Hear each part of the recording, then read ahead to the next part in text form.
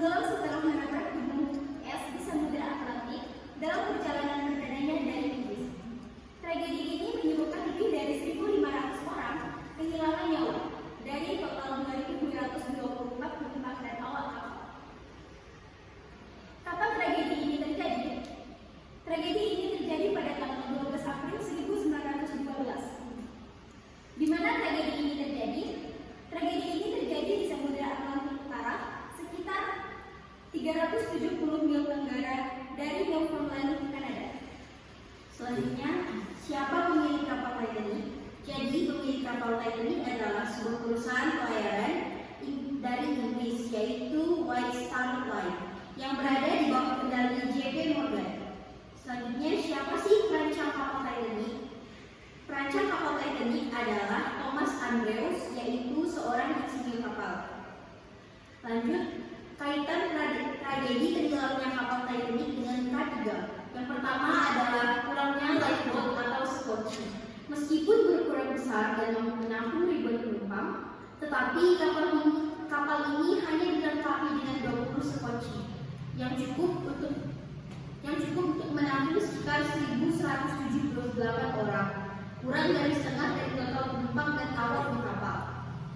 Pada masa itu, peraturan yang ada mengharuskan kapal untuk memiliki skoci sesuai dengan tonase kapal, bukan jumlah penumpang yang diatur. Masalah ini merupakan pelanggaran yang serius terhadap prinsip-prinsip K3 yang mengutamakan keselamatan dan kesejahteraan semua individu.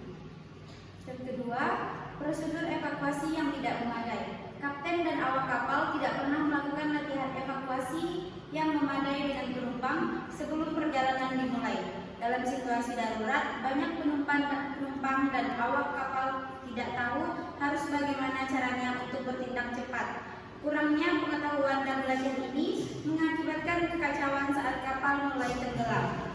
Yang ketiga, kurangnya sistem peringatan yang efektif. Kapal ini menerima beberapa peringatan tentang keberadaan gunung es di jalurnya, tetapi tidak ada tindakan yang diambil untuk mengurangi kecepatan kapal atau mengubah rute secara signifikan.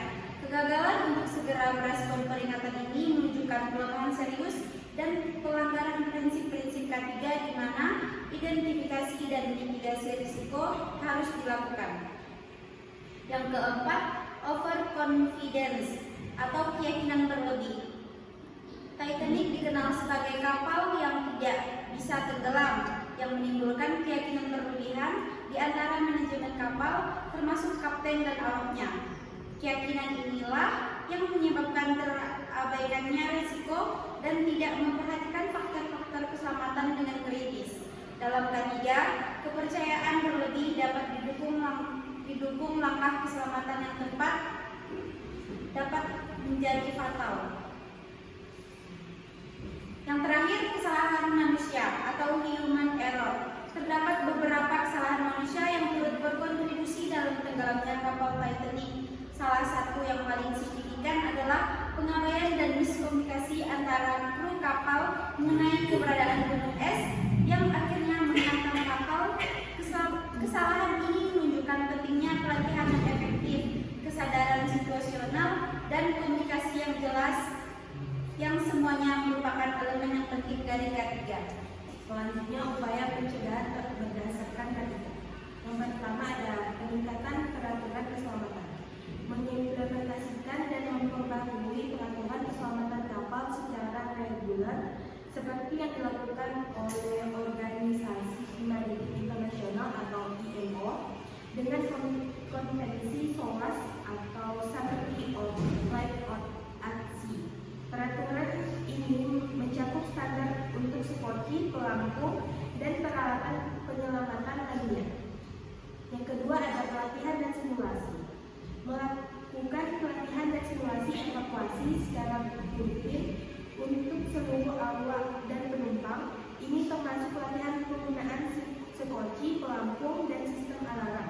Penerapan pelatihan ini meningkatkan kesiapan dalam menghadapi situasi darurat. Yang ketiga ada peningkatan desain dan teknologi.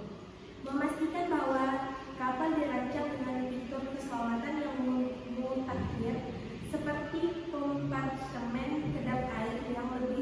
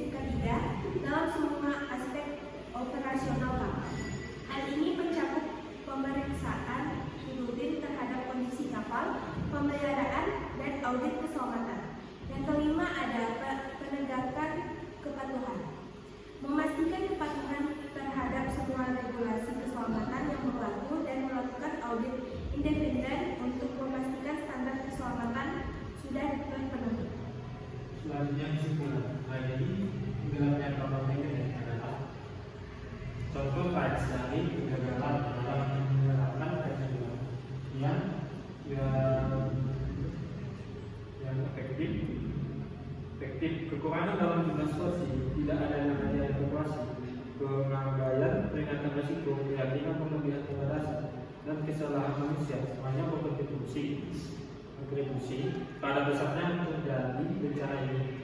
Peristiwa ini menunjukkan bahwa betapa pentingnya manajemen risiko yang baik, pelatihan yang memadai, dan penerapan standar keselamatan yang ketat dalam semua aspek operasi, terutama yang melibatkan keselamatan banyak orang.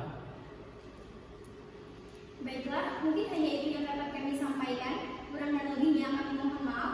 Wassalamualaikum